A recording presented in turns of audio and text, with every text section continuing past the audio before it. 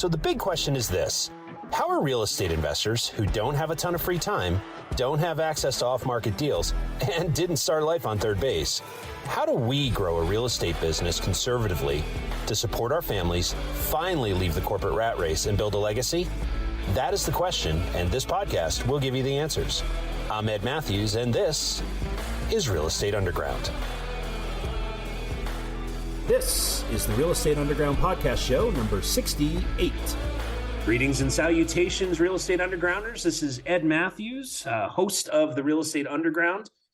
Today is a interesting and very different kind of show. One of the things that I realize when I meet with people who are either thinking about or dreaming about getting into the real estate business, or even, grizzled veterans like me who have been doing it for a while, but they get stuck. They're trying to bust through that next level and they get stuck for some reason.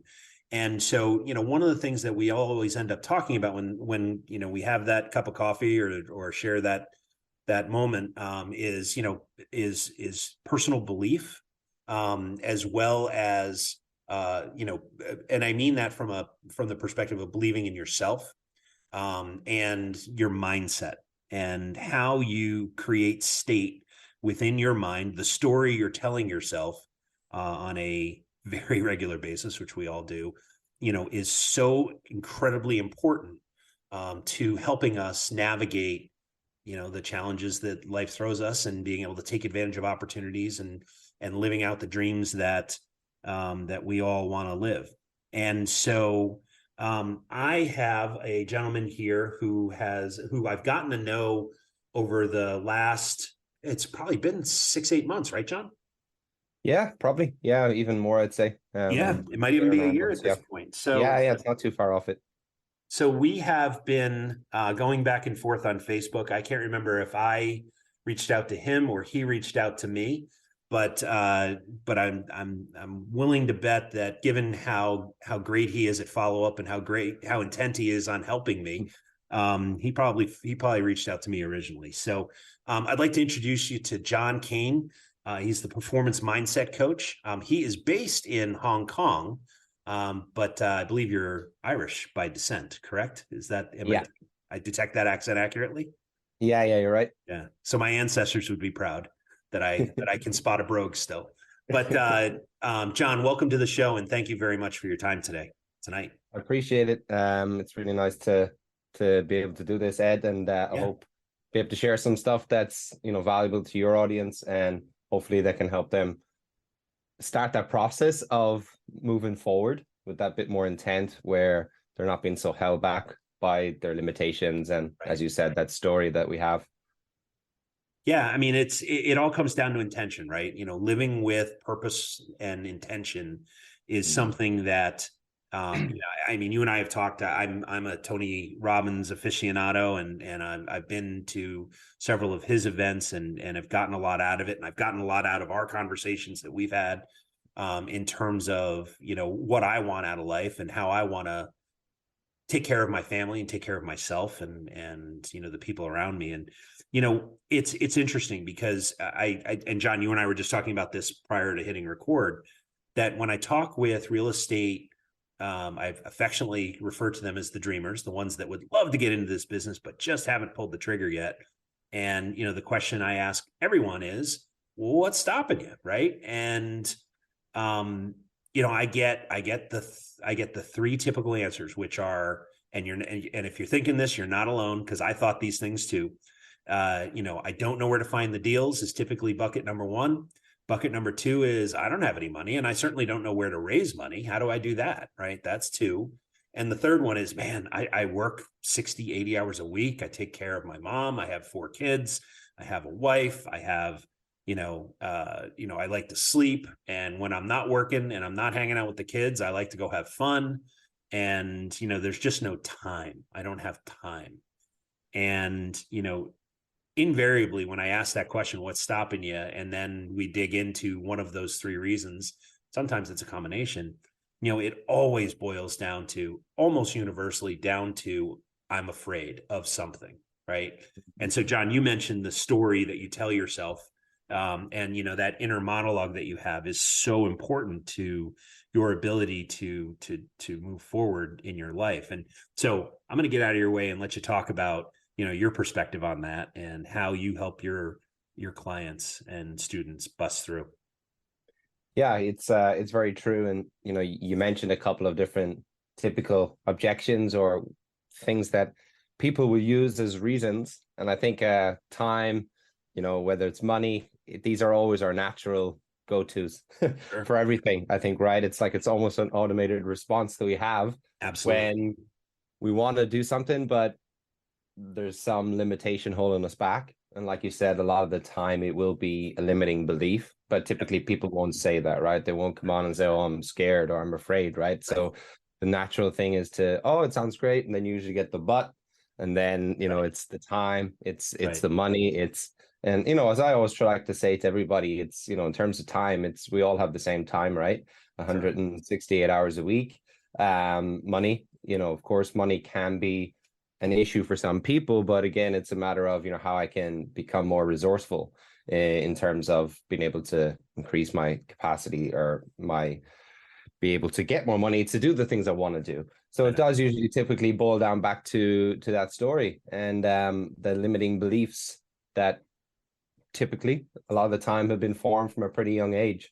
There's a lot of studies around that a lot of our belief system is formed from once we're 6 years old, and which is hard to think how much of an impact that could have 30 years later, for example. But it I think influence has such a massive effect, and it's this is something that came up in one of the recent certifications I did, mindset specialist with Brian DeGrasso. I think he's Canadian, but he could be based in the US, and really talking about how much of an influence has on our mindset, right? Where we grow up, or the people we're around, even culture, these type of things, right? They have such a big difference. Like for me over here, in Hong Kong, where we celebrate Chinese New Year, right? We celebrate that on January 20th compared to, back in normal, right? It's on the 1st of January. So it's two completely different. It's going to have such an impact on terms of, when they set their goals versus when we set their goals. So I think it gets overlooked how important the influence part is.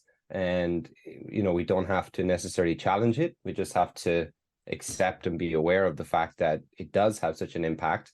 And then this is what typically will create a belief that you have at some stage in your life where maybe it's, again, it could be a teacher or someone said something to you in school, right? That you're not good at this or you'll never be good at this. And people hold on to these stories, they hold on to these memories, and then they'll typically get a result because of this belief. And it just reinforces it over and over. So every time we get a result that kind of is in alignment with that belief that we have, which we typically will do a lot, and I suppose you could call it self-sabotage, and it just reinforces it over and over. And then that creates the expectation. Then that expectation then is what we carry into today. And we almost expect that if we try this thing, it's going to fail, right? It's like someone who's trying to lose weight and maybe they lose a little bit, but they always carry that expectation of, I've tried this in the past and I typically fall back into the same trap over and over. So it becomes something that they expect. Yeah. And that's really what we need to change, is the expectation, because it's almost that defeated before we even begin, essentially. And, whether it's exercise, nutrition, strategies, I always a great believer that it's, why the mindset is so important is all the strategies are out there, right? Whether it's the strategies for real estate, how to have a successful real estate. Now, I'm not the most familiar with real estate, but I do follow people like Grant Cardone and people like this, right, who will be talking about it. And you can see that the strategies are there to how to begin, or how to take it to the next level, or how to get from 6 figures to 7 figures and beyond, or how to lose weight, right? Or how to exercise correctly, or how to have the perfect relationship. But if it was as easy as just the strategy, then I think everyone would be able to do it, right? Sure. It's not that simple. It's never just the behavior. It's what's driving the behaviors. And that's typically where people will get stuck, is what's driving the behaviors, is what's happening subconsciously, that narrative that you mentioned that happens over and over. And typically, it'll be the same. We think the same things about 90% of the time as we did the day before. Yep. So of course we keep thinking the same things, we're going to act in the same way, and that's why we typically get the same results, and we just get stuck. So we just end up in that kind of wheel spinning where people struggle to gain any momentum, or they struggle to break through, even though maybe they're putting in the work. They feel like they're putting in the time, they feel like they're giving it all their energy, but again, it's because of what's going on in the subconscious, that story. Until we change that, I really like how Brian DeGrasso talks about it in his programs. Is it's almost like you got to change upstream for everything to flow downstream. Most people want to fix the downstream stuff, and that's typically what a lot of coaches nowadays will try and fix. The 30 days to lose 20 pounds, or get your money back, or whatever it is, right? Solving surface level problems instead of really being able to fine tune or rewire essentially what's going on upstream. And when we change the driver, then the behaviors will change, and it'll be consistent and sustainable, compared to you can make initial change from adding discipline and trying to follow a certain protocol, like a workout plan or a diet plan, or kickstart your real estate plan. But typically people, if they don't change what's going on subconsciously, they will continue to fall back into the same pattern and get stuck all over again. So your program, you talk about rewiring, right? And so, this is the core of what you're talking about, I strongly suspect. So what is that process? How do I'll be perfectly honest. If you've met me in real life, or you happen to be watching us on YouTube, I've got a double chin. I struggle with my weight, right? And the, I'm not going to ask you to coach. I'm not going to put you on the spot and ask you to coach me right now, but one of the things, we can do that offline. But the thing that, I am curious about is how do you rewire someone? I'm 53 years old. To use a poorly chosen metaphor, that cake is baked, right? So, or is it, right? And so, I'm curious how you look at a human being and evaluate kind of where they are in their journey and where they're trying to get. And, clearly there's a wall there of something that is keeping them from, moving to that next step of happiness, and to use the term behind you, moving beyond greatness, right? So that, they can start to get on the path to health, wealth, good relationships, whatever that thing is for them. How do you do it? Yeah, it's good that you brought up the example, right? Because it's always good to to use stories or to have references. And the main driver a lot of the time is, again, the language, right? The language we use, like you say, I struggle with my weight. So it's, again, it almost reinforces the story, right? That you struggle with your weight, and the more you say it, the more you subconsciously are reinforcing that belief that, oh, he struggles with his weight, right?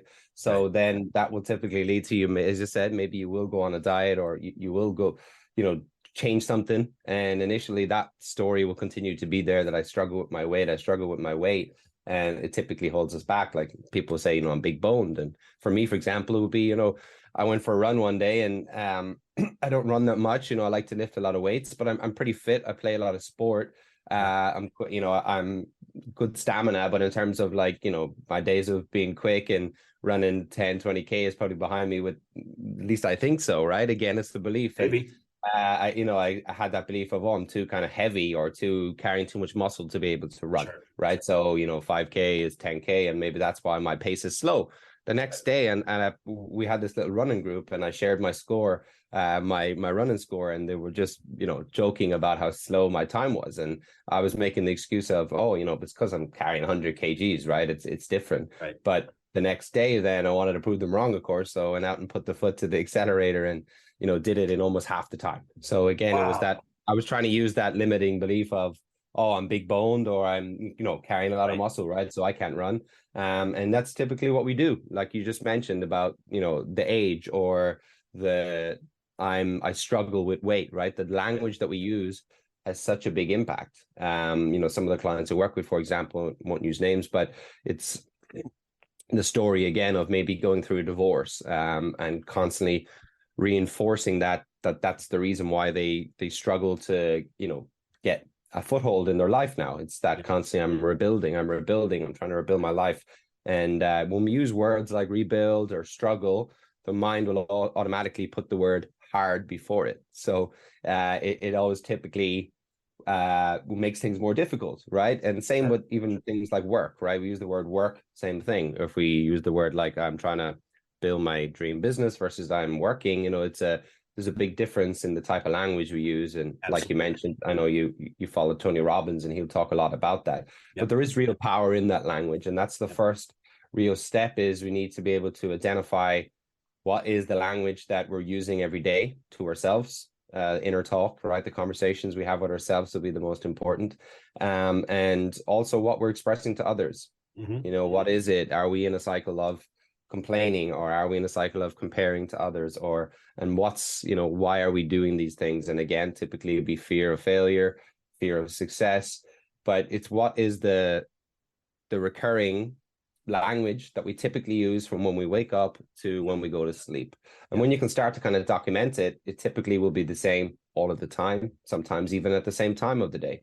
For me, when I wake up, I don't know if it's because I come from being asleep or dreaming, but that's when I'll have like maybe low self-belief. So I'll maybe have self-doubt. Not as much now, still do. But when I first started coaching, I remember waking up and I'd be getting ready to go to work at the time, teaching in a school, or I was vice principal by the time I started coaching, but I'd start to get all that negative. Like, what am I doing trying to be a coach? This is a silly idea. Like, no, you need to stop this. And then as the day went on, that changed for me a little bit, and I gained more confidence in what I'm doing.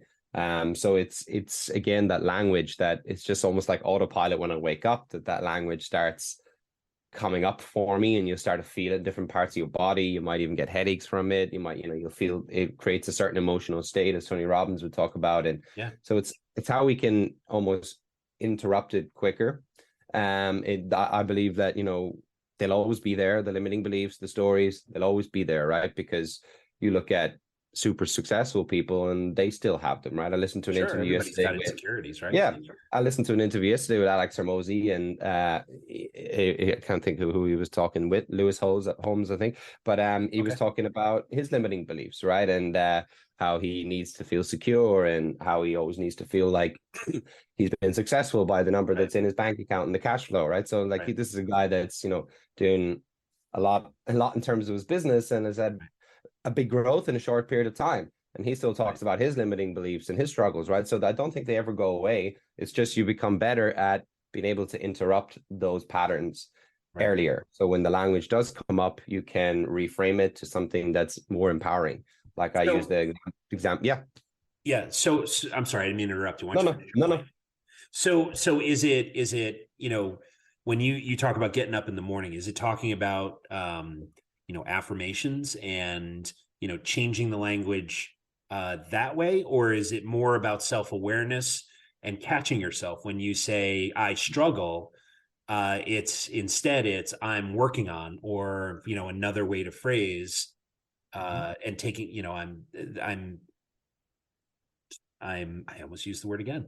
I'm working on, the state of my health, for instance, right? Yeah. And it's a never-ending journey, right? Or something like that, right?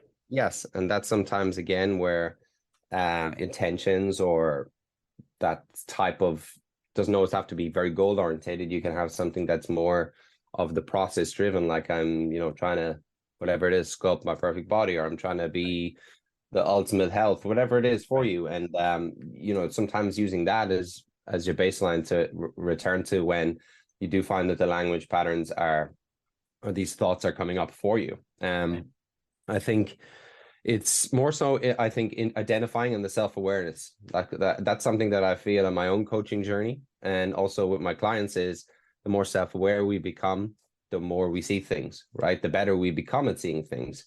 And, for anyone who's familiar with NLP and stuff, you become aware of the fact that, the amount of information our subconscious can take in at any given moment, it's like 11 million pieces of information per second, but our conscious mind can only comprehend about 118 chunks, right? So it's like if there was 11 million tennis balls falling from the sky, and you're trying to catch it, and you're going to catch 118 pieces of that information. So that's why it's so important, because the mind will give us the ones that it thinks is most useful to us, based off of our past results or expectations or reality. And we start to, filter stuff. We start to delete information, or we generalize, just like when we go to watch a game.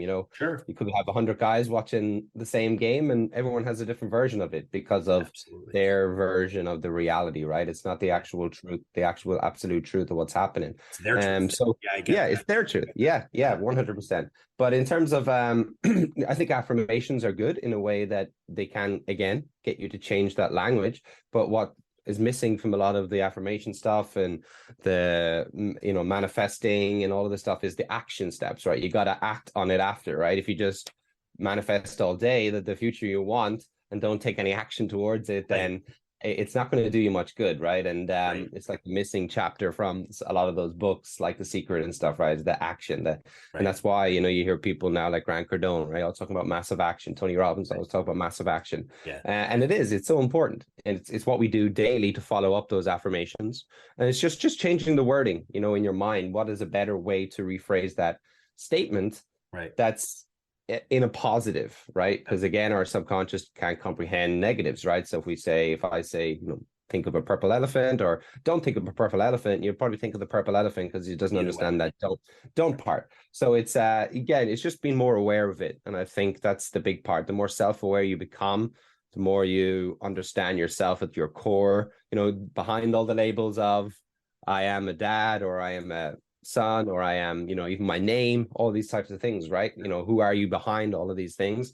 If they were all to be stripped away from you, what would be left, right? Who are you? And the more you can find, the more you can find out that and be in touch with your own spiritual being, I think the easier it becomes at being aware of these patterns and then creating a distance from who you are to the story, right? Because you're not the story. And that's what you really need to be able to do. It's you separate that distance, that this is not you.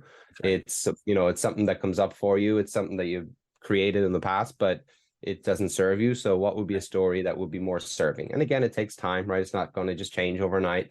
But it's about that acceptance, I think, and the awareness is the most important part. You become aware, then you will start to see things differently. Stay with us. We'll be right back. A motivated seller just filled out your web form. If you call back within 5 minutes, you're nearly 4 times more likely to get that seller appointment. But delay your follow-up by even just 10 minutes? Forget it. You're toast. Ella Vista Connect calls that lead back in 60 seconds, qualifies them, and schedules your meeting. Find out how much slow follow-up is costing you. Free calculator at ellavista.com/underground. Excellent. And, it's interesting because I'll take one of the buckets of the real estate dreamers that I typically, when I was with CT RIA, Connecticut Real Estate Investor Association, I would, someone would walk up to me and say, hey, Ed, I've got a deal, but I have no idea where to find the money. And I'd put an arm around him and I'd turn him around to the group, and the group, is anywhere from 100 people to several hundred people on a given night, right? And I'd say, in this room and I'd count them because I know them all, 1, 2, 3, 4, and so on, 7, 8, 10 multimillionaires, all of whom invest in other people's deals. And all you need to do is go introduce yourself and make them aware of who you are, become friends with them over time, earn their trust, serve them, they'll serve you. And eventually you'll earn the right to do business with them. And it may take a day, it may take 6 months, but you need to go have those conversations with the human beings that are literally right in front of you. And there's money in this room. So don't tell me you don't know where to raise the money. They're right over there. And the next question is usually, well, who are they? And I said, no, I'm not invading their privacy. You're going to have to go figure that out. But if I were you, I would walk over there. And I point to an area, and then they start to go right. And some of them immediately march over, they act, and they start introducing themselves and figuring out who's who in that area. Some of them go back to their seat. And those are the ones where I walk up and I tap them on the shoulder. I'm like, what are you doing?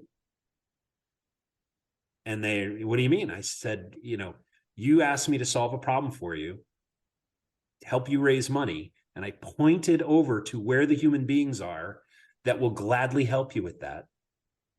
And, and then you went back to your seat. So how come? What's stopping you, man? And, I get another excuse. Well, we're about to start up again. So what? Go hand them your card. Go talk to them. Ask them for time after the event, right? And, and what I think I'm doing for them is creating accountability, right? If you tell me you want to do something and I help you and say, okay, here are the 1, 3, 5, 20 different things you can do to take massive action to solve the question that you just asked me, then you have to act, right? But, the other part of it is, and what helps me is like when I decided, I just had a bit of a health scare, and nothing serious, I'm fine. But the fact is that, part of my plan coming out of that experience is not only am I going to act, but I'm also going to have someone there that's checking me, right? And making sure that I'm doing what I said I was going to do. And the way I did that was I created a partnership with a friend of mine who is also, looking to get their health back, in looking to get in better shape. And so, we live pretty far away from one another, but we're reporting back to one another. Here's what I did today. Here's what I did today. Here's what I did today. Here's what I did today. And, it's a simple text, right? It's not even a phone conversation. So there's literally no excuse for me to not text her and her not to text me. It's, I had a good day and this is what I did, or I stubbed my toe but I'm getting right back on it. And then I'm, going back and forth, and we're going back and forth and encouraging each other and saying, that one issue doesn't define the journey. Get right back on path and keep going. Right. And so, having that accountability partner for me is something that I need, because I'm really good at rationalizing the 19 reasons why I shouldn't go to the gym when I'm tired. Right. Or the 14 reasons why I really want to have, that whatever for lunch, when I know I should have a salad, but for whatever reason, I want that turkey sandwich with white bread and blah, blah, blah, blah, blah. And I know I shouldn't do it. Right. Most times I don't. Every once in a while I do. And so, that's when having that accountability partner helps, because I'm clearly willing to lie to myself, but I'm not willing to lie to my friend. Right. Mm-hmm. And so that's another piece of this. I feel like it's, I know you've got a strong opinion on this, so I'll let you comment. Yeah, I think accountability is super important. And again, I know I mentioned it a few times, but I love how Alex Hormozy always uses it in terms of, if you got a kid and you tell them to brush, they need to brush their teeth in the morning or in the evening, and they don't want to do it. You got to keep telling them to do it over and over. Until, eventually that external motivation becomes an internal habit, right? Where we just do it, or your kid will start to do it by themselves when they get to a certain age, or putting on the seatbelt when they get in the car, right? You might need to keep reminding them. Eventually you get to a stage where you're not going to have to remind them anymore. Right. And yeah, that's accountability.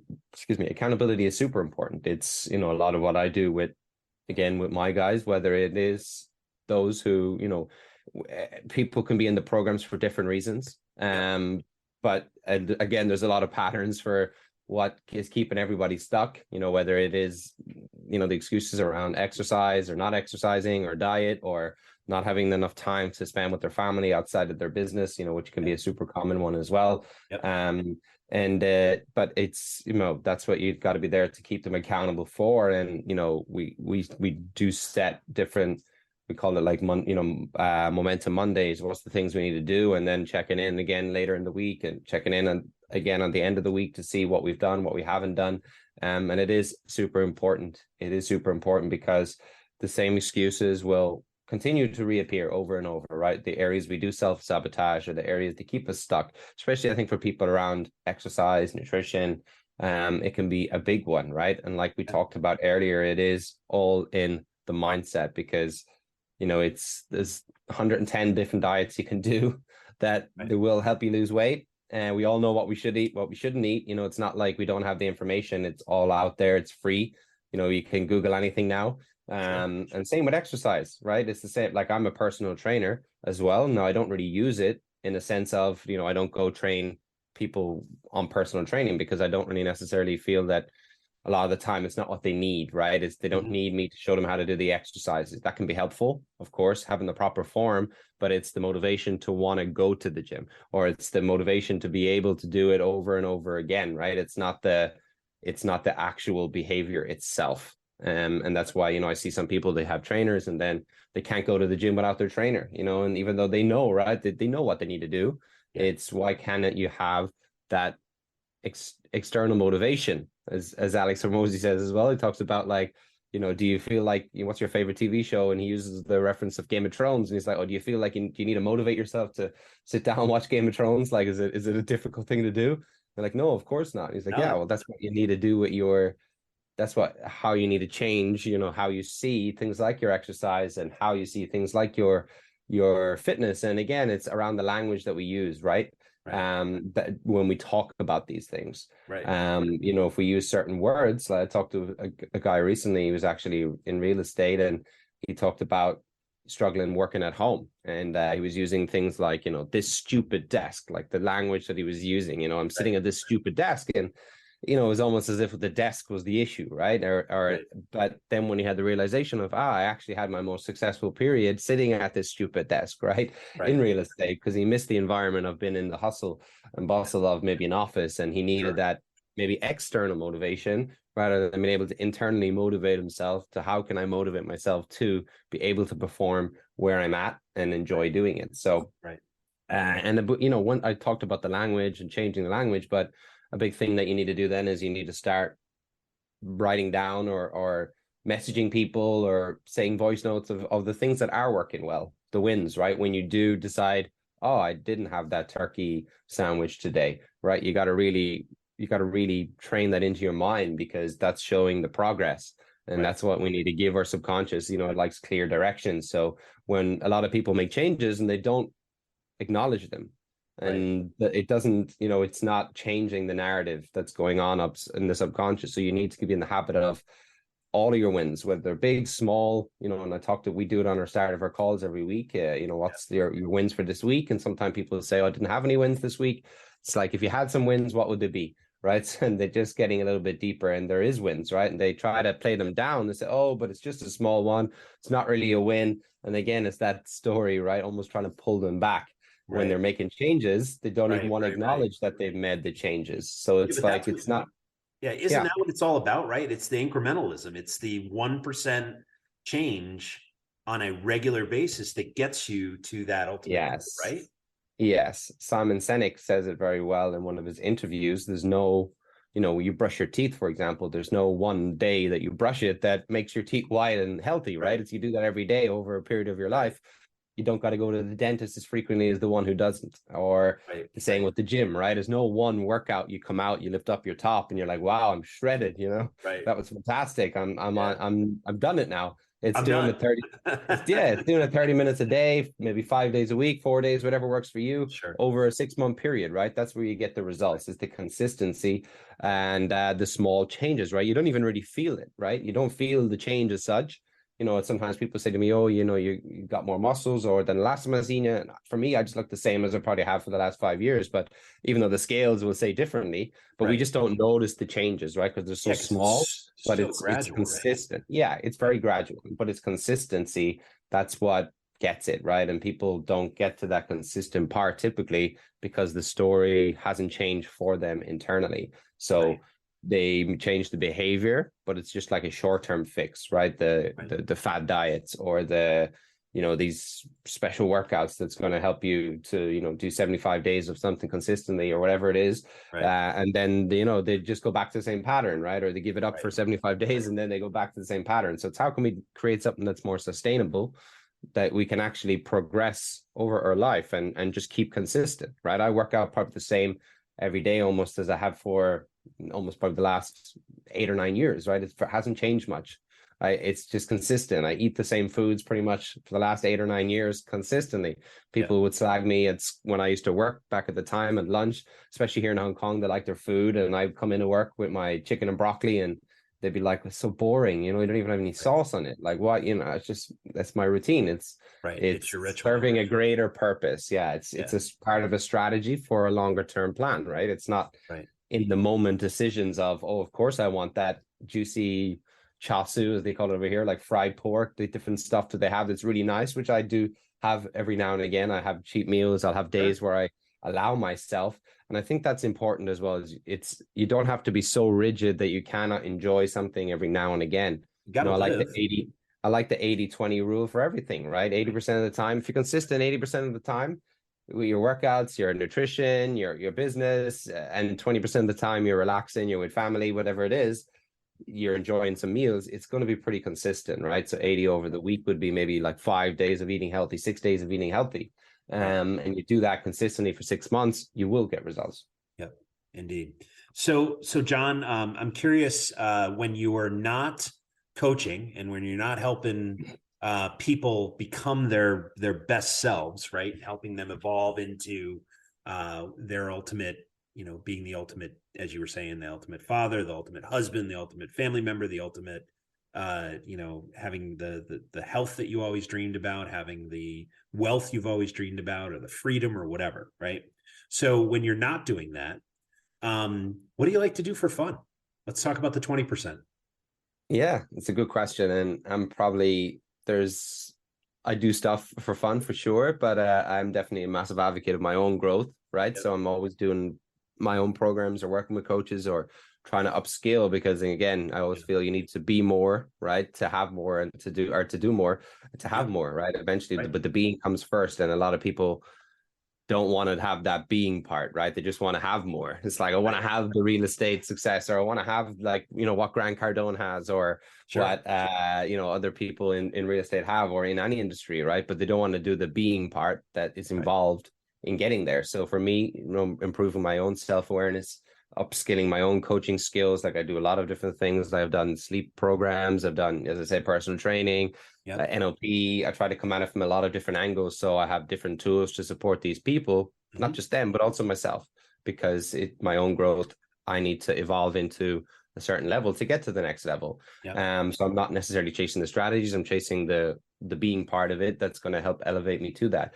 But in terms of outside of my personal growth, I like to play sports. I'm a big advocate of watching sports. I think, again, you don't need to focus on being productive 100% of the time. And I think that, again, gets a lot of people, they feel they can't watch an Netflix show, or they can, or you're almost termed as being lazy in some parts of social media, right? If you prioritize your sleep, you're lazy all of a sudden, which is complete opposite.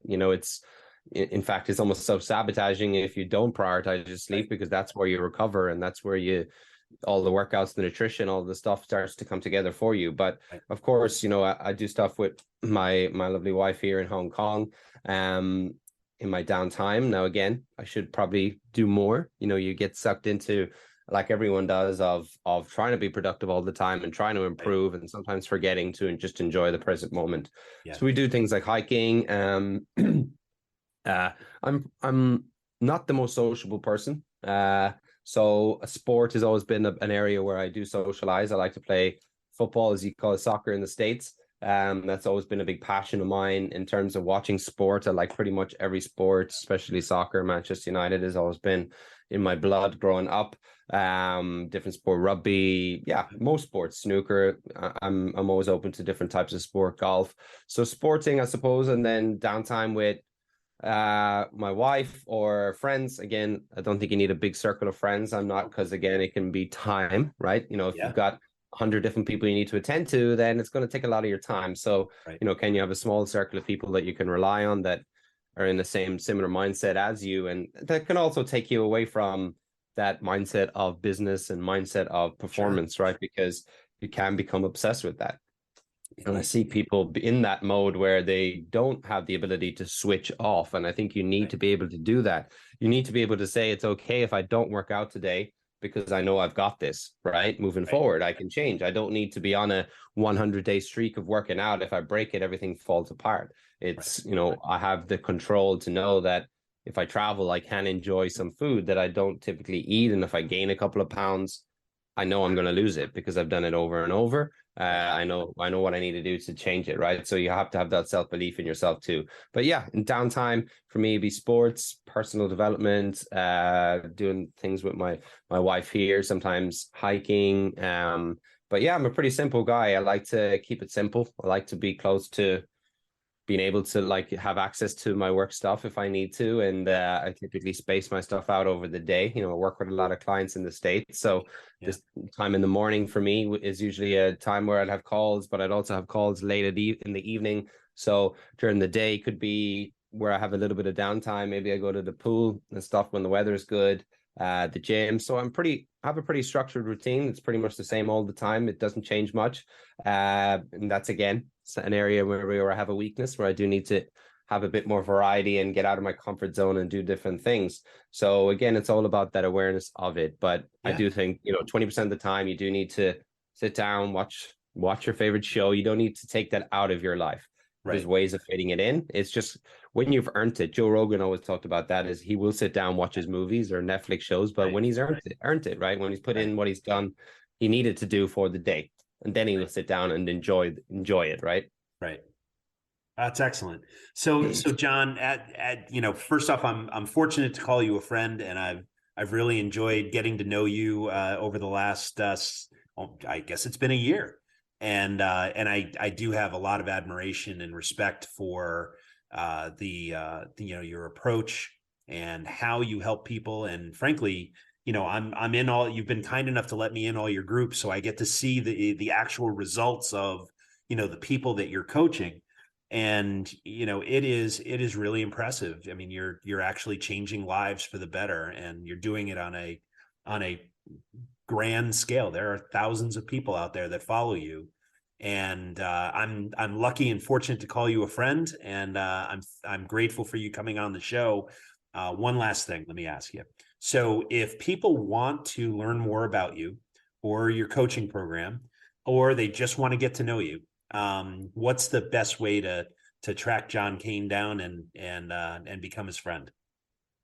I think probably Facebook is probably where I'm most active. I have a group. It's called Performance Mindset School, I think is what the name of the Facebook group is. Yep. It's a pretty active group. I put stuff in there most days, trainings, different stuff for people to utilize, and they can see some of the work that we've done inside of there, or even just following my Facebook page. I put up content most days, and again, it's most of the time it's content that will help people that they can actually implement. It's not necessarily me showing pictures of flashy cars or things that don't actually help anybody, right? Which you can see a lot of on social media, my private plane, but what does that do for me? It doesn't really do much, right? So I try and share stuff that can help people, and also showing testimonials of other people, because that can be the confidence for somebody to take action, right? It's seeing someone else doing it, and that's how you almost can break limiting beliefs. Is you either have to get results yourself and prove that your limiting beliefs are wrong, or else if someone else has done it, if you see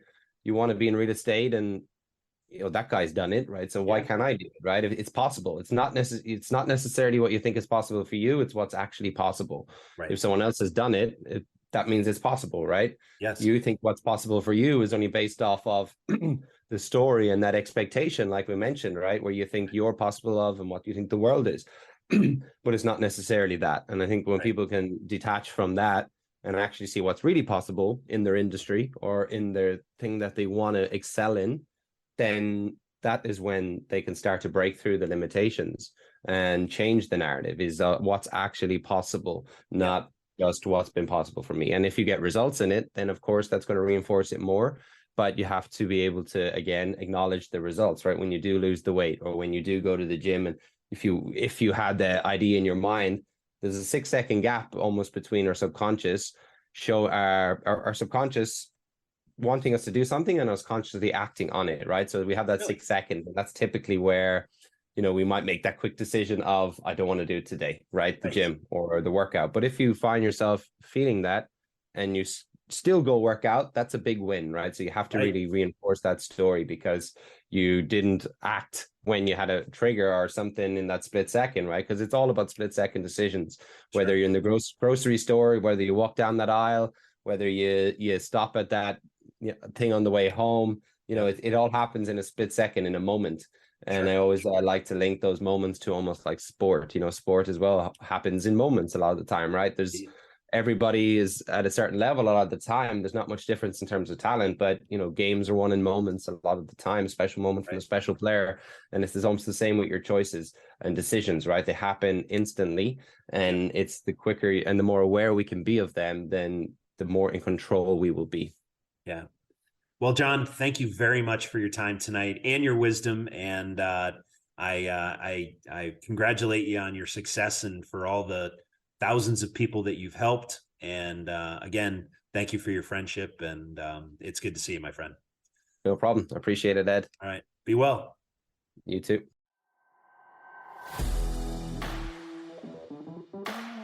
This has been the Real Estate Underground podcast, a Clark Street Capital presentation. Thanks for joining us. If you're enjoying the show, please remember to subscribe and share it with your friends. If you'd like to learn more about Clark Street Capital and our upcoming projects, please join our investor club at clarkst.com/join. Until next time, happy investing. This has been the Real Estate Underground. Don't forget to subscribe. It helps us grow.